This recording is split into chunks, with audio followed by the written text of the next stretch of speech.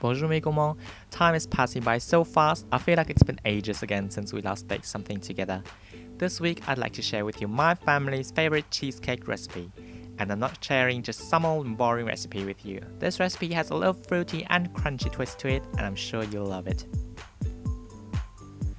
For the crust and the Streusel crumbs, you'll need 300 grams of flour, 150 grams of butter, 150 grams of caster sugar, and a package of vanilla sugar. For the filling, you'll need 1 can or 850 ml of canned peaches, 80 grams of butter, 125 grams of caster sugar, a package of vanilla sugar, 2 eggs, 500 grams of low-fat curd, 1 package of vanilla-flavored instant custard powder, and 1 tablespoon of confectioner's sugar. I'm lining my baking pan with parchment paper. I guess you could also grease the pan with butter, but I always feel it's easier to get the cake out of the pan when you're using parchment paper. It's totally up to you. First, I'm cutting out a circle for the bottom of the pan. Then I'm cutting strips for the baking pan walls out of the remaining paper, because we don't want to waste any paper now, do we? Here's the lined baking pan. Now I don't even have to worry about the dough sticking to the pan anymore. Then I'm cutting the batter into little cubes, which will make the kneading a bit easier. In a bowl, I'm mixing caster and vanilla sugar together.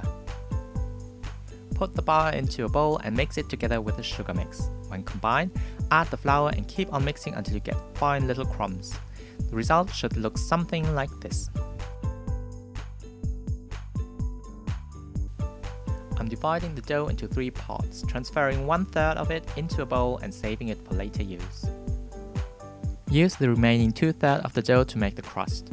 Simply press the crumbs together on the bottom of the pan and up the side of it. They'll stick together for sure.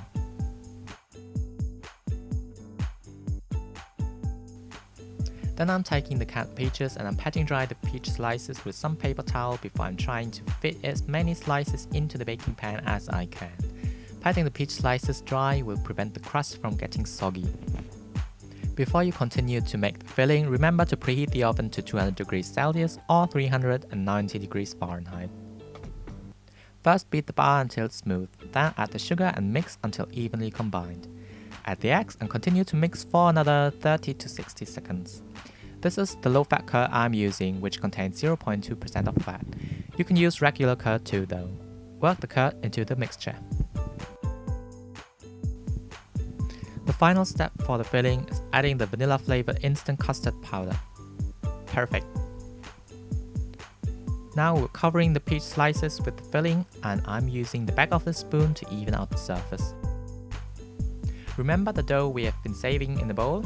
Now you can press it together in your hand, making kind of a dough sausage. Then you break little pieces off of it and distribute them all over the surface. After the baking, it will become crispy and delicious and whatnot. They're called Streusel in Germany and they're divine.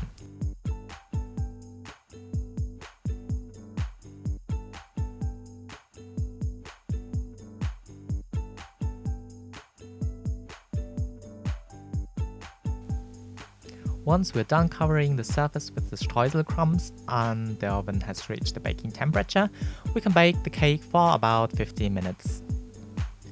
Wait for the cake to cool down completely before you take it out of the pan. I personally prefer enjoying the cake after it has chilled in the fridge for a couple of hours. Bon appetit! So after you have seen the cheesecake, I'm sure you can guess why this recipe is our favorite cheesecake recipe. We love the fresh and fruity taste the canned peaches give into the cheesecake, and it's so much fun biting on the crunchy streusel on top of the cake. I do hope you will try this recipe for your next gathering. By all means, do send in a photo via Twitter or Instagram if you're proud of your recreation, as I always love to see your pictures. Please leave a thumbs up if you like this video. If you have any questions, suggestions, or if you'd simply like to say hi, just write it into the comments box down below.